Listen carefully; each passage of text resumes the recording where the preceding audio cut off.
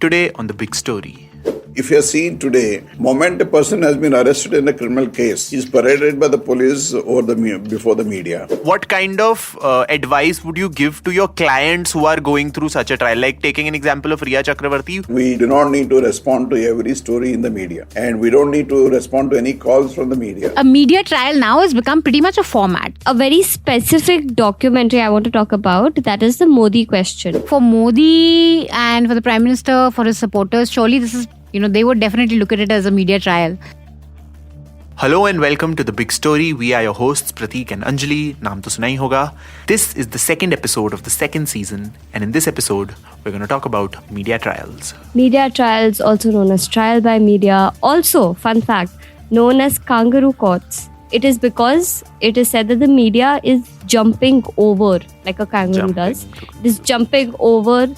It is jumping to conclusions, and the other one is that it is jumping over or like ignoring evidence that would be in favor of someone and then jumping to conclusions, is why it is also called a kangaroo court. So what if it wasn't jumping over evidence? What would it be called then? A snake, because snakes cannot virtually jump at and all. And they like move around and check every corner and all of that. Yeah. Snake court. So we want to be a snake court. So we are going to be talking about media trials. And Anjali, do you want to tell our listeners about our guests? Who are we talking to? Yes. So we have two guests. One of them represents the media part of media trials, and the other one represents the trial or the judiciary part of it. Oh. So for the judiciary part of this discussion, we have Mr. Satish Maneshinde, who is a lawyer with over 40 years of experience, and he's often called Bollywood's favorite lawyer because he has represented a lot of high-profile celebrities in the likes of Sanjay Dutt, then Salman Khan, Rhea Chakraborty, and most recently Aryan Khan. So that is our first guest, and he'll be telling us a little bit about how judiciary views the role of media. Does he get bothered by media too much, and does that make his job difficult at all? And Prateek, why don't you tell us about our second guest? So our second guest is TV news media's least favorite journalist. She is Manisha Pande. She is the executive editor of Newslaundry, and she hosts a really nice satirical program called Nuisance, TV Nuisance. And she will talk to us about the media part of media trial. And because she has seen so much of TV media, I think she'll be able to tell us how media trials function, because I think there is a formula that is being followed. But okay, tell me, Prateek, do you remember seeing a media trial? I mean, which was the first media trial that you remember? I think the first media trial that I can remember was the Arushi murder case, and I was very traumatized by that coverage, and we used to tune in every day. We had one TV in the house, चारों लोग, मतलब करोड़पति भी उसी पे चलता था, क्योंकि सास भी उसी पे चलता था, and then मीडिया जो तुम्हारा कवरेज होती थी न्यूज़ पे, वो भी उसी पे चलती थी. And they used to, talk about so many graphic details. I remember they had reconstructed the whole thing. There was narco tests happening, everything, all the new developments we used to watch. And it had such a grave impact on me that like for a week or so, I was very scared, and I used to, think that my parents will actually murder me. I would want to understand something around this only, that what are the different kinds of impact that a media trial has on different stakeholders in so be it the lawyers, be it the judges, be it the news professionals, then be it the people who are accused, also the viewers finally. And I would also like to understand where is it stemming from. Clearly we are so excited about talking to these guys that we haven't, for our listeners, even defined what a media trial is. So basically a media trial is a situation where something happens, either a crime happens or something goes to court, and the media picks it up, and in addition to doing genuine reportage about the case and the facts of the case, the media essentially decides and takes a side and decides who is guilty and whether a person or a party is guilty or not. So essentially, the whole long drawn process of rule of law, judiciary, all of that gets jumped over. Hence the term kangaroo court. And it sometimes doesn't even have to go to court. I think media trials. Oh yeah. Exactly. They start much earlier, and like you said, it is sometimes not in addition to actual reportage. It is instead of actual reportage. Yes. So let us not waste any more time. And talking about not wasting any more time, please check out the first episode of The Big Story, where Anjali and I talk about AI. And we talk about the AI less talked about. AI less talked about and less worried about. So please listen to all the episodes of The Big Story on your favorite audio platforms. New episodes come every 15 days. Let's jump into media trials. We'll first talk to Mr. Satish Maneshinde. And thanks a lot, sir, for coming on our chat. To start off, I want to understand from you, Mr. Manishande, in an ideal world, what would a relationship between the media and the judiciary look like? Well, an ideal relationship between the media and the judiciary would be to report only such news items where pronouncement of the court is carried to the public and not views of the press or the utterances of the judges during the time of the hearing, because what is ultimately going to decide the case and what is going to be the judgment of the case is what is actually the order of the High Court or the Supreme Court or any other court. What has happened today is even before the judiciary renders a judgment, the entire proceedings are telecast and kinds of comments are made by the public and the media to such an extent that they invade the privacy of the person who is before the court, number one. Secondly, trying to form an opinion which may be or may not be supported by any legal basis, or to create a smokescreen to favor some people either in the public or in the government or in the opposition. So, Mr. Satish, in such a case, how would you define a media trial? Like, what are the factors that you would say that would, end up in a media trial? How would you see? See, if you're seeing today, moment a person has been arrested in a criminal case, he's paraded by the police before the media. His so-called statements that he has made to the police during investigation are termed as confessions if he is admitted to a crime in police custody.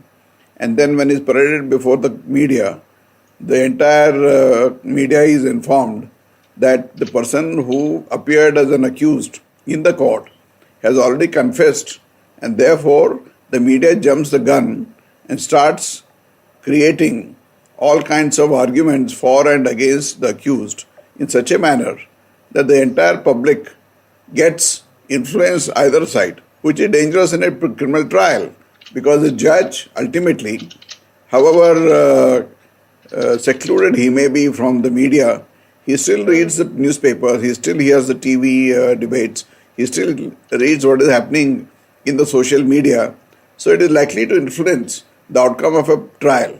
Such media trial is uncalled for. What normally happens is that when the police arrest him, or a guy who is accused of a crime, they release subjectively particular selected material so as to influence the minds of the public, by which even before the trial he is already convicted in the eyes of the media. So would you say a presumption of guilt is like a central factor? See, in our country there is no presumption of guilt, there is presumption of innocence. Exactly. So there the principle of innocence is primary in a criminal trial. Even in a civil court, there is always a smokescreen created. Suppose a builder is being attacked by the media or the public. So the story is created as if he is already a fraud, in the eyes of the public, which normally affects the entire rights of the individual before the court. So one part of it is where the public perception is affected by how the media presents a case. But would you also say that this media coverage, do you think it permeates through into an actual courtroom where it affects the lawyers, the judges, especially like you dealt with the case of Rhea Chakraborty? Would you say that it sort of affected how the case played out in the courts as well? When I was dealing with Rhea Chakraborty's case, the entire country was fed with the particular story that she was responsible for his death, number one. Number two, that she had carried away all his money and she had misappropriated about 15 to 16 crores of rupees. Ultimately, when the investigators, including the ED and NCB and the Mumbai police and the CBI, investigated the case, it was revealed that he did not have that kind of money at all, and nothing passed on from his accounts to her accounts. So there are all kinds of false stories were spread. So people were gunning for her. In fact, when she was arrested, I used to even get threatening calls from various quarters in the country. I would want to ask you something along these lines only. We've till now talked about the impact of the media trial on the case and on the person who is accused, but what kind of impact does it have on the people who are fighting the case? Because see, first of all, the judge is not living in ivory towers anymore. Earlier, they always said that the judges are living in an ivory tower and they don't know anything. But today they are exposed to newspapers, they are exposed to social media, they are exposed to the electronic media, and people who are their friends and family, they also keep discussing these cases. And I'm sure, however secluded he may be, every judge gets influenced by these kinds of stories. Secondly, the prosecution, they try to paint a story in the public that some person who is accused of a crime is already a convict and he deserves to be punished because he has pleaded guilty in police custody. Therefore, the first agency, second agency involved in the criminal judicial administration system are already influenced. As far as the defense lawyers are concerned, they try to tinker with the defense lawyer's duty by interfering with his duty, by asking him not to appear, and they start threatening and making all kinds of stupid calls and give threats to him. This has happened to me in a number of cases. But the recent case was in Rhea Chakraborty's, where the Mumbai police traced the guy and I think they took some action against him. My office used to get more than 100 to 200 calls every evening. Even when we're not in the office, my office number used to keep ringing, because on one such days, we remained here till about 2 or 3 o'clock in the morning, and my office was getting all blank calls and threatening calls throughout the night. So they were taking a chance to keep tinker with my appearance in the court or threaten me, which did not work at all. So it does have a bearing on everybody's mind in a particular case. Would you say that in the absence of a media trial, it would be easier for you to present the case and for the judges to come to a judgment quicker? It did not make my task difficult, but it was an irritant, because I have been in criminal practice for the last 40 years. My first decade of practice, I dealt with the smugglers and underworld. And in the second decade of my practice, I dealt only with the underworld in Bombay. Even in those days, though there were threats that if you defend a particular member of a gang which is opposing the other gang, they'll target you. But as long as you do your duty and honestly, I don't think you need to be scared of anyone. Yeah. So, Mr. Satish, I think even you would agree with me when I say that media management has become a necessary evil in today's day and age, right? So, what kind of advice would you give to your clients who are going through such a trial? Like taking an example of Rhea Chakraborty, what kind of advice would you have given her on as to how to deal with the media? Should she stay quiet? Should you, answer every single allegation? The first thing I tell all my clients is that we do not need to respond to every story in the media. And we don't need to respond to any calls from the media. And we don't need to give them any material in defense, because it is not the media who is going to try our case. It is a judge sitting in the court who is going to be the ultimate decider of our fate. So therefore, I prohibit all my clients whether it's a Bollywood client or a political leader or somebody connected with a terrorist organization or even hoodlum or from the underworld, I tell them not to react to the press at all and not to give any statements or any leakage that happens in a criminal trial. Because if you give your side of the story, the prosecution will create or falsify or fabricate evidence to shut your defense, number one. Secondly, it is not the media which is going to try and convict you. It is the court. So all submissions that you have to make are supposed to be made in the court.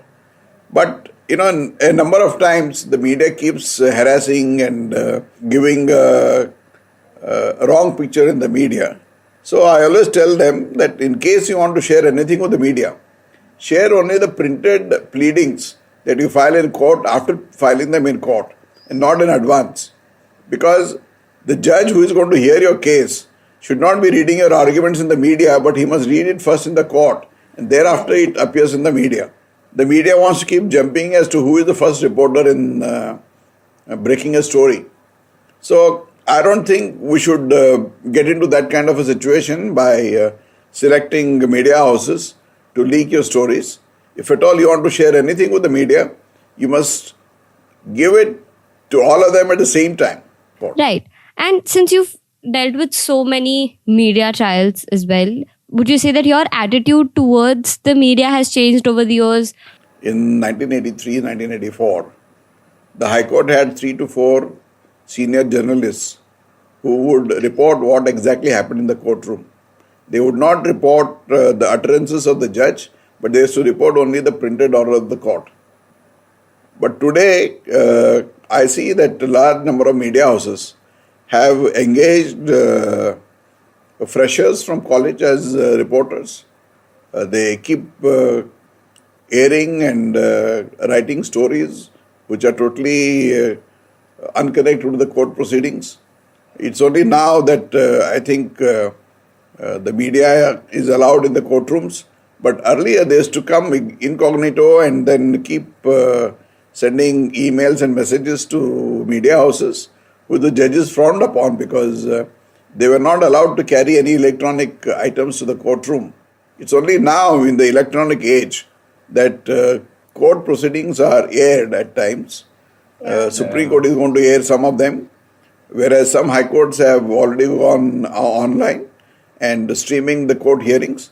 So some courts have permitted that kind of an issue. But then many a time it so happens that most of the people who come to court are freshers from college. They have no experience of legal matters. They have not had any legal knowledge. So they keep reporting distorted stories. So I feel that the media houses should engage expert and matured people for such sensitive coverage of stories in the media relating to court hearings. So, Mr. Satish, I have 2 questions for you here. The first one would be, how is the freedom of speech and expression that a regular citizen of this country enjoys different from what is the freedom of speech and expression that is given to a media professional or the media in general? And do you think that there should be any restrictions on the media's freedom of speech and expression, since they also bear a greater responsibility than any other regular citizen? See, the fundamental rights enshrined in the Constitution give you freedom of speech and expression. But every fundamental right is subject to restrictions under the Constitution of India. So the media should also know that they cannot create a hype by reporting falsehood, number one. Number two, they should not go beyond their rights. We always say that your freedom ends where my nose begins. So therefore, you should know where to demarcate the line between free speech and restrictions. There are a few cases that have come to court where people have gone berserk in criticizing the judiciary. So to such an extent that they commit contempt of court and still exercise their right to freedom of speech and expression. But the Supreme Court has come down heavily on such cases, such violators of law, and send them to prison, impose fines, And therefore, every right is subject to certain restrictions imposed in the Constitution of India. But in some cases, the courts do issue like a gag order where they restrict the media from reporting on a case. How frequently are these gag orders used? What are these gag orders, and do you think that they are necessary? There was an allegation made against a sitting judge of the Supreme Court, where certain sexual allegations were made by a so-called victim. The judge went to the Delhi High Court and approached, and a gag order was given. Obviously, because unless and until such allegation is of even substantive value, media cannot keep reporting just because an allegation has been made. Once a person's character is tarnished, it cannot be retrieved. Therefore, courts have issued gag orders, and justifiably they are in place and according to law, and they have stood the test of time. But that is on a case-by-case basis right now, right? Is there a more permanent solution to this problem of media trials and media hype surrounding a case? There can't be any permanent solution because no restrictions can be placed on future expression of your freedom of speech. But there can be a few conditions imposed, but people still disobey the law and make those comments. Exactly. So each case has to be tested on each one's allegations. Because even for media houses, there are a lot of guidelines that are in place as to how to report on a case, but we see that they aren't being strictly adhered to. See, the media, for example, press council decides on the allegations which are made in the media and where complaints are filed. They deal with them case by case, but in spite of that, violations do take place. So, the solution would be to educate these press bodies and media houses to say that you can't cross a particular line. That's why you find in the Western media, the reporting is more responsible than what we find in India. Every night you come and see these editors and anchors bringing down the reputation of people who are unconnected with the case in question. Some of them have the agenda to do that. Some of them think that their TRP would go by this kind of programming on the TV. Some of them think that that is a birthright to attack people. I would want to twist this situation a bit. Till now, we have talked about a negative impact of media on a trial, right? Have there been cases where media and media coverage has had a positive impact on a trial?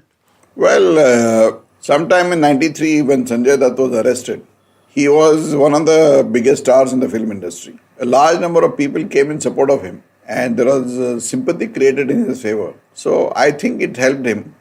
Media helped him in creating an atmosphere where he was being supported by a large number of population in our country, and therefore it must have had some sympathetic effect. Similarly, recently, a boy was arrested in spite of being innocent, and the entire media carried out stories which were sympathetic to the boy, and I think that ultimately helped in getting him a total clean sheet in the case. I would say more than sympathy, trying to uncover the truth, right? Because I think both extremes of extra sympathy and extra demonization would in turn harm the case, right? Sometimes the media does help in researching the entire sequence of events which help the victim or the person who has been accused of a crime to get out of it. It's not necessary that all the media trials affect his freedom. Right. But largely you believe that the media should start reporting on a case only after a judgment has been pronounced and the courts have delivered their verdict. Is that correct?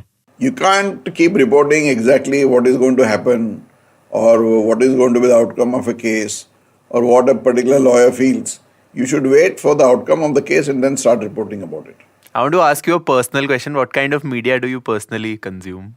Well, I don't consume any kind of media because I know that however strong the media may be, I have to go by facts of each case and the proof that is reported in the case. Also, do you yourself, like let's say if you're not connected to any particular case and you see a media coverage just as a viewer, do you in your head also sometimes feel that you are finding yourself to be biased in some particular way or the other just by the coverage? These 40 years have taught me that you have to believe what is brought before the court. Yeah. Because every story has two sides to it. What is in the public domain may not be the correct picture.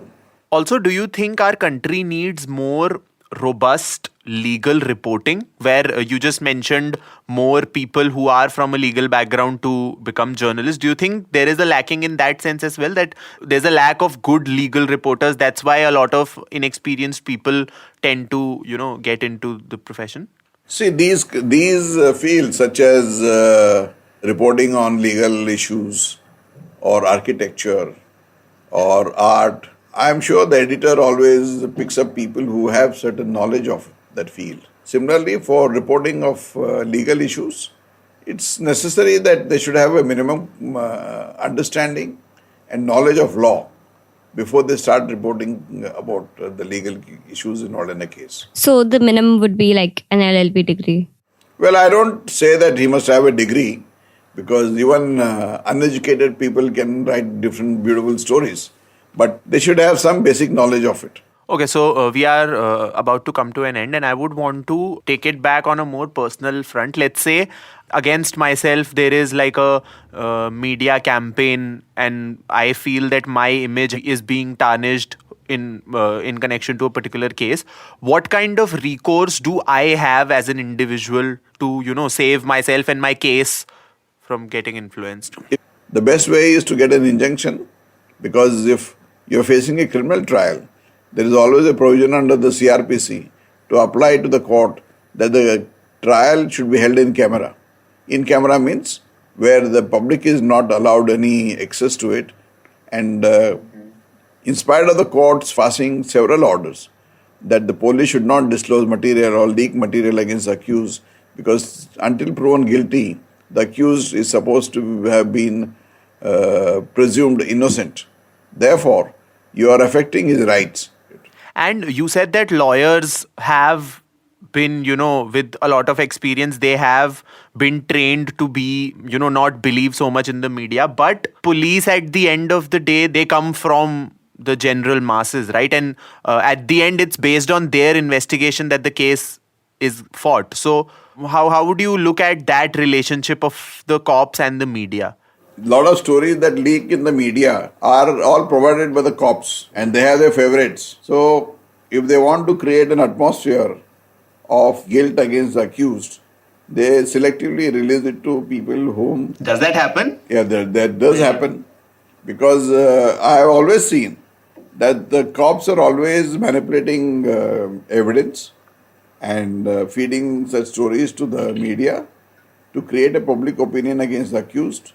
And to such an extent that at some stage, one Joint Commissioner of Police had called me personally not to take up the case of a particular accused. So I felt very offended, and I did take up that case. And I don't think she was a person who followed the Constitution of India. You can't interfere with the other side at all. And you're saying this has happened a lot of times in the past? This has happened a number of times. So clearly it's not just a problem of the media, right? It's like there are multiple parties in this whole puzzle. Well, you have always seen in your own organization, there are groups and groups and groups. Each one has their own agenda. Similarly, in the police force or in the prosecuting agencies, there are several groupisms that take place. So they are all interested in manipulating a particular line of prosecution or going after a person. So I think we can sort of conclude that with the 40 years of experience that you've had, you've sort of accepted that media trials are a reality of the judiciary and there's not much you can do about it. And you sort of maneuver your way through this and try to do your job and present your case and then just wait for the courts to deliver their verdict? I always say judiciary is blow hot and blow cold. You should know where to cut your line and demarcate yourself.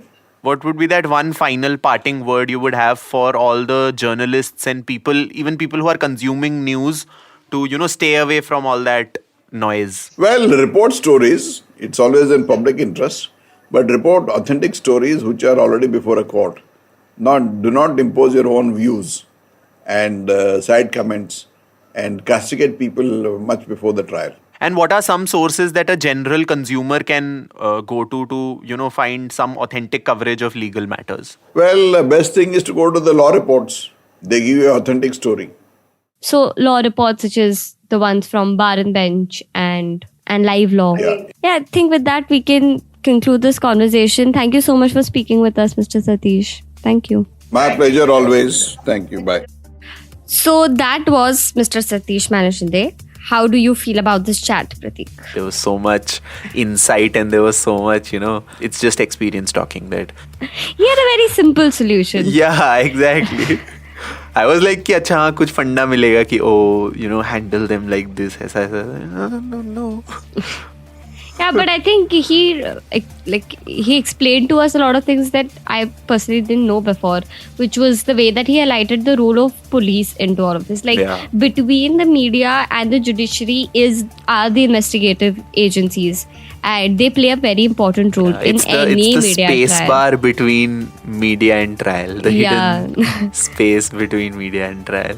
Before the court pronounces its judgment, it is the investigative agencies that media professionals go to for their information. And so what they give out will determine how the media trial goes. It'll be interesting. It'll also be interesting to find out Manisha's take on a lot of ideas that Satish talked about. So okay, without wasting any more time, let us jump to Manisha. Hi Manisha. Hello. Right off the bat, my first question to you, Manisha, is why does your Instagram bio says some people do drugs, I watch Republic? It's a very interesting one, honestly. I think I should change that to seem a bit more serious. Since I am the executive editor at Newslaundry also, it's not the nicest of bios. But you also host TV News, so your bio goes with that persona of yours. So I would say you're one of the biggest TV news consumers in the country right now. In an ideal world, what would you see the relationship between the media and the judiciary like? What it should look like? Well, they are both parts of institutions, very important institutions in a democracy. They're both important pillars in a democracy. That's what we're taught in civics when we're kids, and have very different roles. And when it comes to reporting, I think the media has to scrutinize everyone's role, from the judiciary to the executive, politicians, bureaucrats, everyone, those in power. And just like the judiciary has the constitution and the IPC and various sections guiding them, the media has various time-tested ethics or time-tested rules by which we go. Two of the most important aspects for any journalist is fairness and balance. I mean, bias is a very different thing altogether, and I think everyone's biased. I think all human beings are biased, and journalists are no different. But even as biased individuals, we are trained, when we become journalists, we are trained to exercise our judgment and be fair and balanced, which means giving the other side. In every story, there are two sides, and you give both sides importance, weightage, and you make sure that you don't go by just one side. So when you talk about weightage, do you mean like coverage and like a voice? I mean, like in a story, or X being accused of doing something, you have to reach out to the accused and ask them, what is your response to this accusation? That is what I mean by weightage. Yeah. I'm not saying 50-50, the voice, both have to be represented in a very mathematical equation, but you have to reach out to everyone in a story for their side. That's what I mean by balance and fairness. And I think that is one thing that is common between the media and the judiciary, the principle of hearing both sides. Yeah. But I think that doesn't happen in a media trial, right? An accused in a court is always an accused. I think the problem, and we're going to discuss this further in the media, is you're already a convict before anything else. Exactly. Yeah. Yeah, so that's what I was coming to. Ki ab is context mein you have now established the role of a journalist and the role and ethics of a media. So how would you then define what a media trial is, and what are the factors that you think constitute a media trial? So, I mean, it's had a long history in India, and I think it's become vicious and senseless of late. But look, the initial logic or thinking or reasoning behind a media trial was that when everything else fails, then the media picks up a story which has not been able to get justice from, your regular institutions, and amplifies it in search of justice. So, Jessica Lal case is a very perfect case of, it was a media trial in a way. Okay, the courts had said, okay, let's move on. Nothing to see here. There was that big front page headline of Times of India which says no one killed Jessica.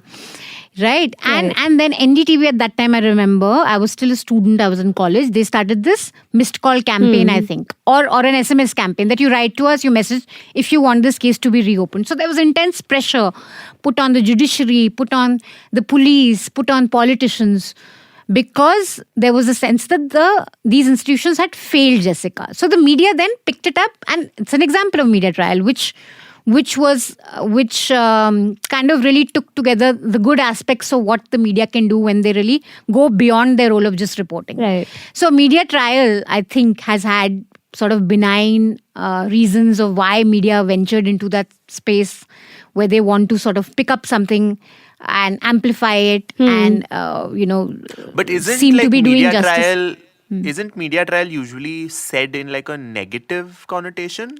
Yeah, so I was coming to that, but I'm saying that just to give your listeners context, the heart of it and how it would have started was when the media picks up a cause and which everyone else has failed to sort of notice or do justice to. Right. Now, I think cut to 2023, it's become this grotesque sort of Roman blood sport where you have every night you pick you choose someone that you want to punch, you choose someone you want to bring down, and then you go after them without giving them any ounce of sort of space to put their point of view across, and you declare them guilty. And I think from maybe the Arushi case is when Arushi case and the Sheena Bora case, I think that's when you really started to see, and again, like most things in television media, it was Arnab Goswami who kind of really brought this to he amplified it in a way that no other anchor did, and then I think every channel's kind of followed suit. In Arushi murder case, like questions about why were the parents not crying enough, or why did the mother look the certain way, or so those kind of things started happening. And I think since 2016, it's taken a very, there's no other word that comes to mind, but really grotesque turn where every week on prime time, you have one person that the anchor wants to take down. It could be students of JNU, it could be women in Shaheen Bagh, it could be farmers, sitting on a protest, it could be anyone who's against the government. And then you shred, you mischaracterize them, you defame them, you shred all aspects of dignity, to them in many cases. You had, of course, the Sushant Singh Rajput is another, I think that's another beast altogether. We should reserve a different section for that. But I think this is, a media trial now has become pretty much a format. So you take, one person or one group of people, Lutyens Delhi or Gymkhana journalists, like I said earlier, the, humanitarian lobby, people who are fighting for human rights. You take any of them, Sudha Bhardwaj, any of these activists, and then you basically... Toolkit gang. Yeah. The various different kind of gangs that we know of, Tukde gang and all that. Yeah. And through that, you basically attack the idea of dissent. That has become the formula now, which is that you get any of these groups and you mischaracterize them as anti-nationals or people who don't, want thinking for the nation or who are dangerous for, democracy, dangerous to our society. And you run a trial. And the idea is to basically go against anyone who seems to be having a dissenting voice against the current government. So do you think in all of this, the presumption of some sort of malice, or in the case of a criminal case, the presumption of guilt is like that central thing कि इसने तो करा ही है. Yeah. या ये तो लगता है कि इसने ऐसा करा है. Yeah, and look, in crime cases, it's also catering to very salacious aspects of all of us as news consumers. Now, say a Sushant Singh Rajput case happened. I think everyone was genuine. It was COVID. Everyone was very upset with that suicide case. And there were these, your first instinct was, even for me, was why? Like, why did he do that? Like that? Yeah, a lot of people were just thinking that. Now, responsible media would have, there was a time to really think about mental health, think about the pressures of being in an industry like Bollywood. Right. Think about COVID, what kind of toll was that taking on people? But, and explain that why. But I think what television media did was a very simple way of kind of using, abusing that curiosity that people have to say that, it was probably being done. It started with, was probably being done. He probably did this because he was harassed by a gang in Bollywood led by Karan Johar and who all, Alia Bhatt, everyone was part of it. Then, of course, there's always this salacious, there's always this way of thinking in India that iski girlfriend ne kuch kiya hoga.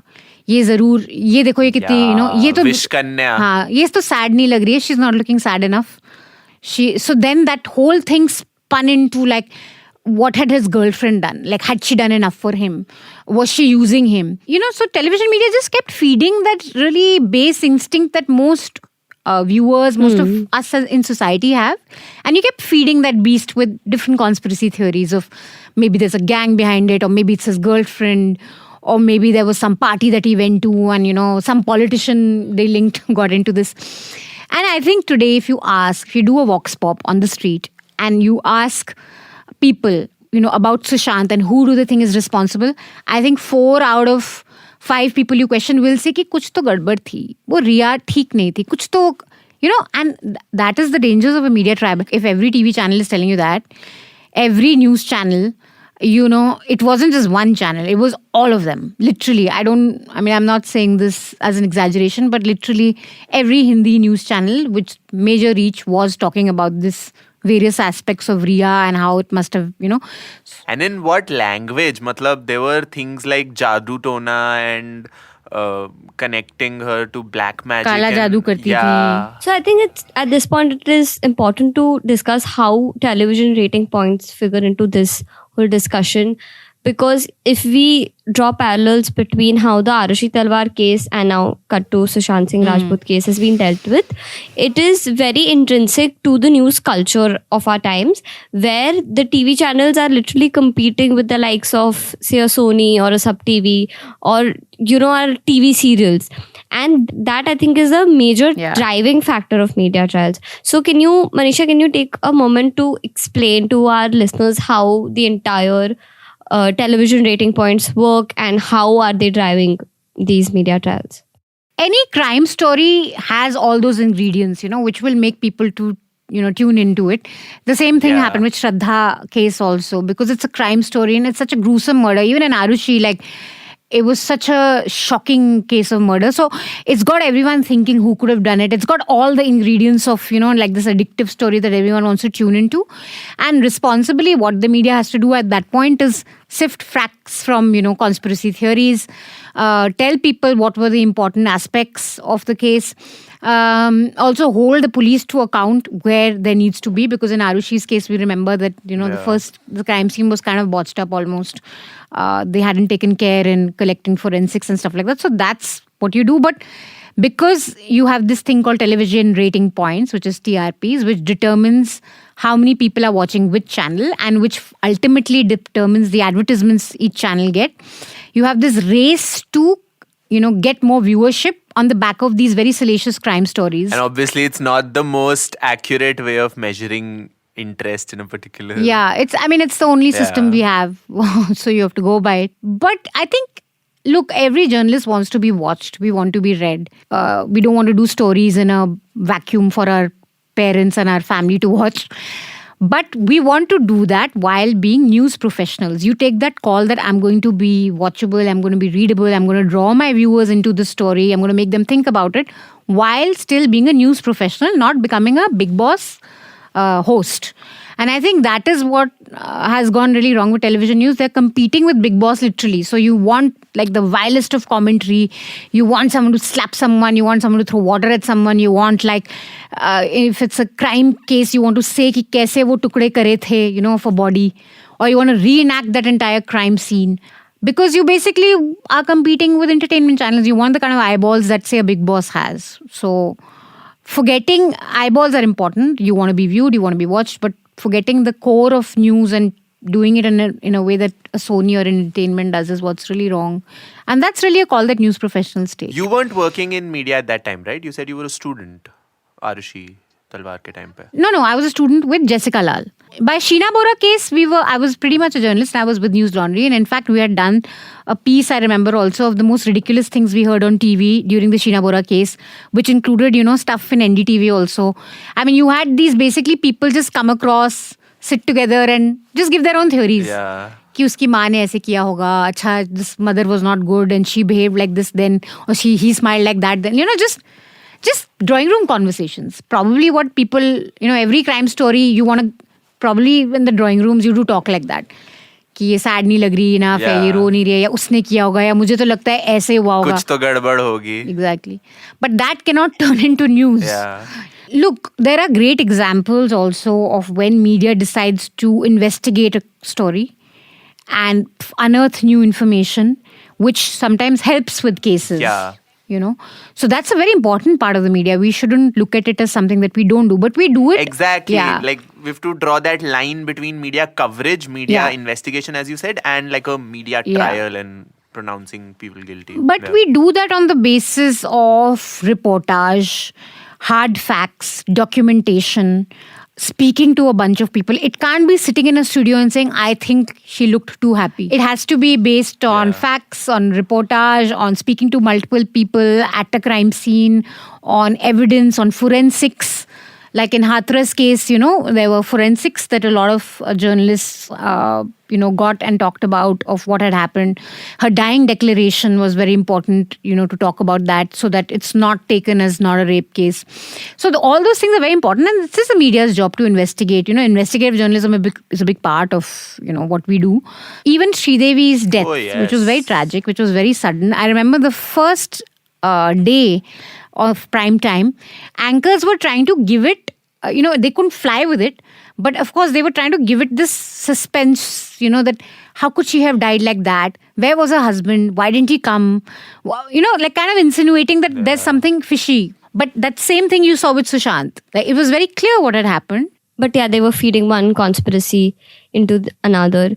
So I want to place this in stark contrast with how an actual trial in the courts work. They're based on hard facts.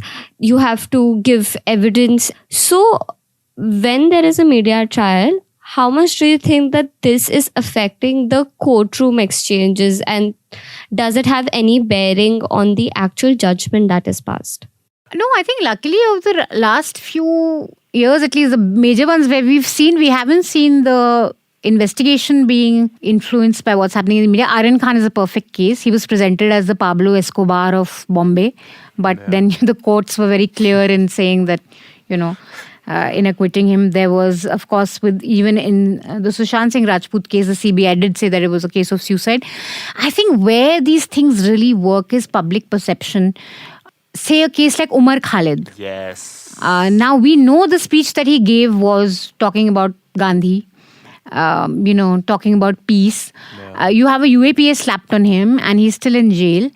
But you will find very little sympathy among regular folks for Umar. Because for a lot of people, Umar is Tukre Tukre gang. He wants India destroyed. He's anti-India. Yeah. He's probably plotting some big terror plot against India. The lack of being able to look at a case, even if you disagree with Umar's ideology or disagree with everything that he does, you have to be able to look at what that individual has said, evaluate it and say, okay, I may not agree with this, but this is not a terror plot. Or this is not a conspiracy to burn Delhi. And that's where television channels play a huge role. Like even with Shaheen Bagh, you may not have supported their protest. You may have think CAA is a great thing and we need it. But for a lot of people, these are just troublemaker women who have been paid by ISI or who are there to eat, free biryani. So what happens is that what television does is just systematically dehumanizes anyone that you may not agree with, so that you feel no sense of empathy. Like, what is the purpose of news also at one level? It is for your consumers to understand what someone else is going through, understand someone else's conditions, understand another worldview than yours. On this, I think one very potent example is of Tablighi Jamaat in Corona. Tablighi Jamaat. Why a lot of people still believe that it's because of Muslims that the first wave came. The first wave started, If you speak to most people, they'll say, wo to वो जमात की वजह से हो गया, Muslims ने congregation कर दिया हो गया. But even we know right now what the truth about the cases. But that's what this media trial, and again, it's not high profile. It's everyday prejudices that are being injected into society. That's what's, I think, the bigger danger. There's an interesting thing here that these claims that are made, they rarely hold any ground in an actual courtroom, right?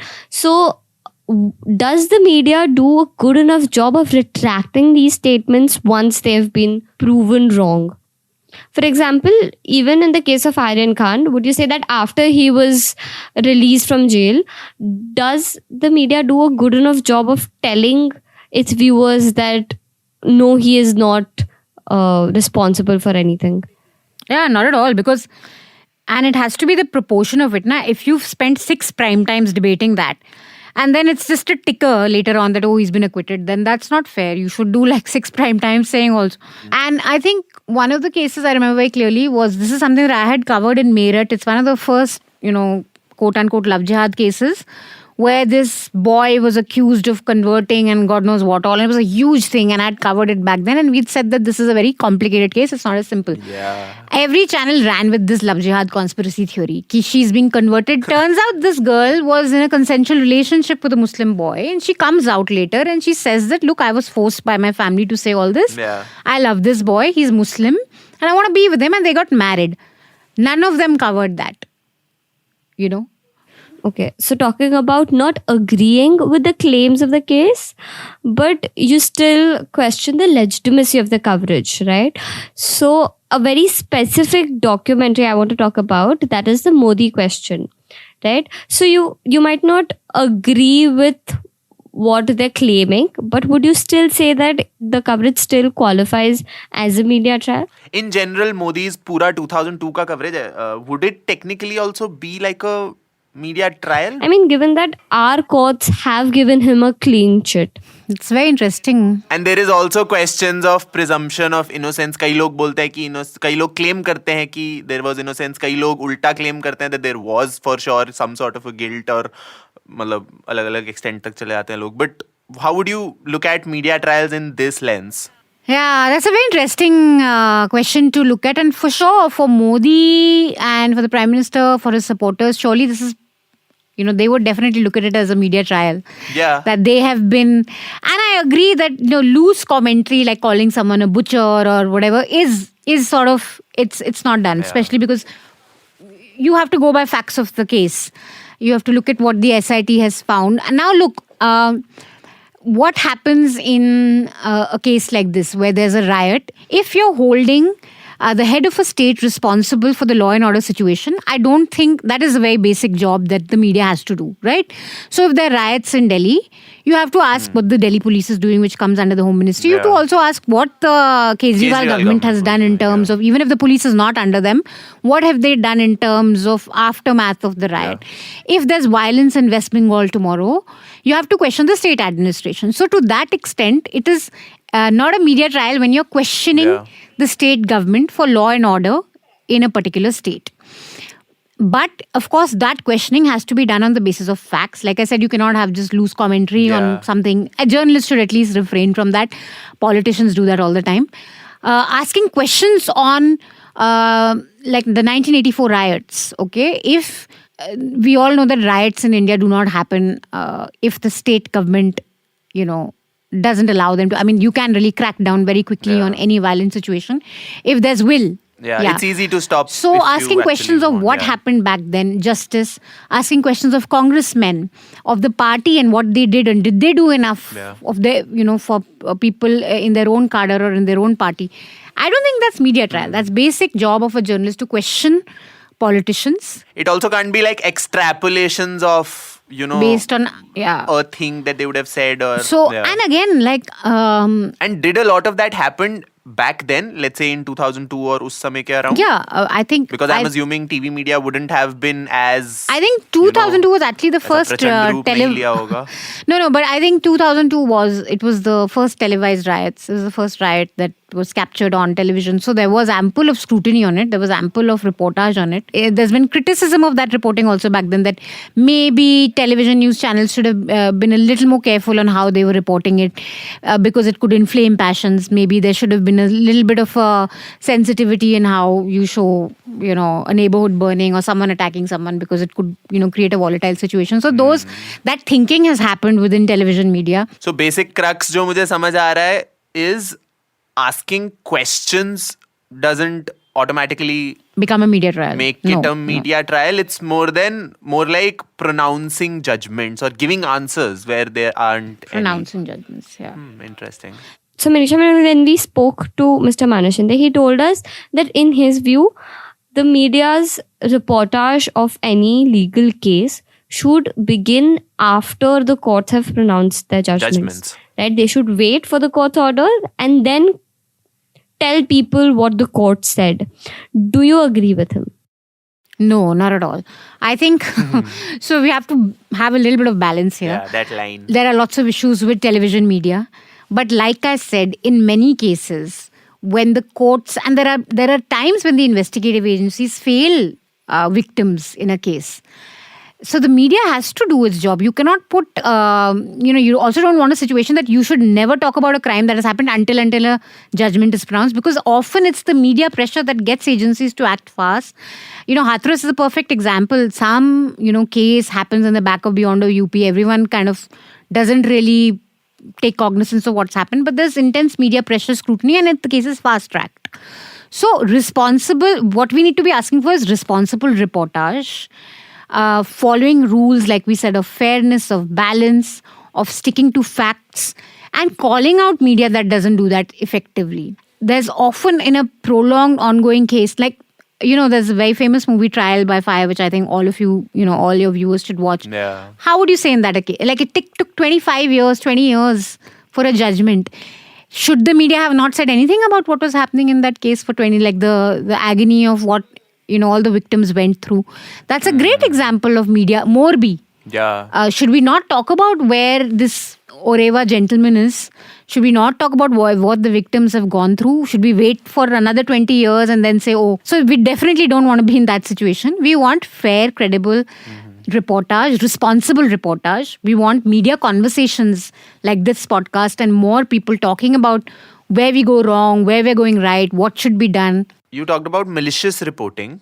Now let us think from the point of view of some of these SR journalists and think what is the motivation behind something like this? One, as we discussed, is TRPs and as a result advertising and revenue, all of that.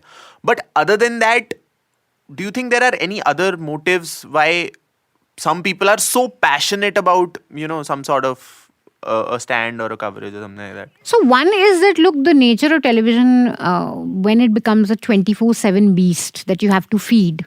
So in a Shraddha case, you had reporters, asking the guy from where he bought the fridge ki if LG ka fridge दिखाइए, अच्छा इसमें कितना storage space है, अच्छा ये वो जब वो आपसे खरीद के लेके गया था वो खुश लग रहा था, बुरा, मतलब why are you doing this? Is this of any relevance? You're doing it because you have a 24/7 news cycle that you want to keep filling in. एक story में एक दिन में कितने developments हो सकते हैं, 2 चीजें break हो सकती हैं. आपको दिन में 6 चीजें break करनी है तो आप उसमें से 5 invent करोगे. When television is driven, it's cheap to do talk TV, right? Have 5 people just, in your studio and talk. It's expensive sending people, there. So if a Joshi Mat is happening, maybe you send your team for, the first 2 days of, whatever. And then for the next 15 days, you just talk about something else on your talk show. So, yeah. So, Manisha, in your newsroom, what is it that you tell young journalists are the, cornerstones of good journalism, or what is it that you tell them to make sure that your reportage does not slide into a media trial? So look, we are very lucky in that sense because we are a newsroom that isn't determined. We're completely subscription driven. We don't have to cater to advertisements, eyeballs, hits. So immediately our reporters don't have that burden of creating news. Everything that you put in a report has to be corroborated. You should be able to corroborate it via a document, via a court, eyewitnesses, police. So nothing can be just hearsay. It cannot be idle gossip. Second is give everyone a fair chance to respond. If you're accusing someone of something, you have to reach out to them and ask them their give them a chance, a fair chance to respond. Like typically, if it's a very important story, 2 days. If it's a fast-paced kind of a story, then maybe 24 hours. But depending on the nature of the allegations that you're leveling against a person, you have to reach out to them and give them a fair chance to respond. I think in any story, those are the two basic cornerstones that you have to go by. Yes. Okay, Manisha, any last words you would like to say to an average TV news consumer? Stop watching it. Stop watching it. Stop watching debates at least. Tune into television for bulletins if you want your news regular update. Turn to digital. I think that has way more context to any story. I think any of the digital platforms at any given point will give you more context than mindless television news debates. So turn off the debates for sure. Stick to bulletins. Encourage good reporting wherever you see it. So make it a point, because you also have to create a feedback loop. If the TV channels think the debate is what works and people love this, they'll keep doing the same thing. So when you see a good report on television news, when you see an important issue that is being played up, be sure to sort of create a feedback loop and saying, hey, we like this, we want more of this. So reward good journalism with your eyeballs and your comments. Nice. Thank you, Okay. Manisha. Thanks a lot for this. Thanks, guys. Thank you. Bye. Thank you. And Anjali. Yes. What an interesting chat. First with Satish, then with Manisha. Two people who are so experienced in their fields talking to us. It was Thoughts, two very initial different chats also. I mean, Yeah. in both we sort of looked at two different perspectives of I think it was the a same nice thing. idea even for us to have two separate chats. My biggest eureka moment in this whole chat in context was media is not the villain जो हम बताया जाता है usually, and even us in when we critique the role of media, it's always a very negative view of media.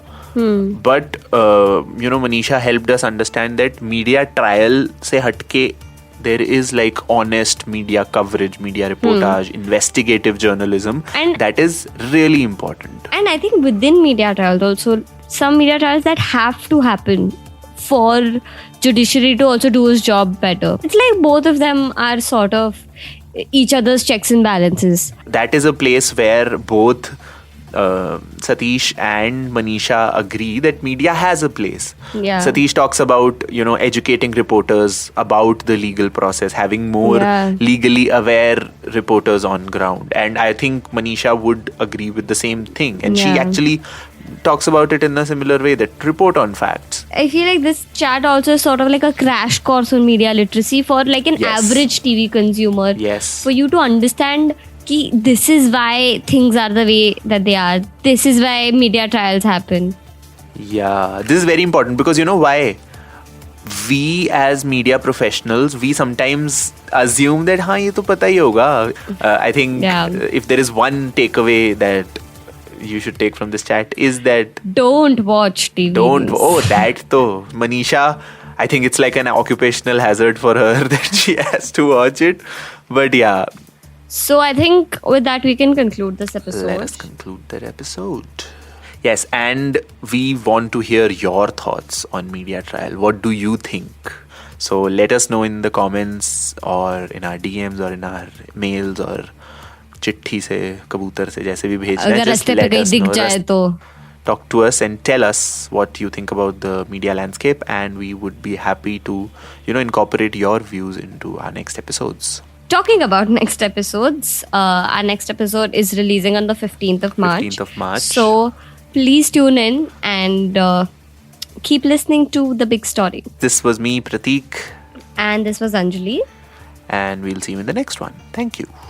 Bye-bye. The views expressed in this podcast are the speaker's own. The Quint neither endorses nor is responsible for them. The Big Story is a Quint original podcast executive produced by Shaliwalia and Ritu Kapoor. This episode was produced and hosted by Anjali Palod and Prateek Liddu. The background music is from BMG Productions. And a special thank to our guests Satish Maneshinde and Manisha Pande. You were listening to the Quint's podcast.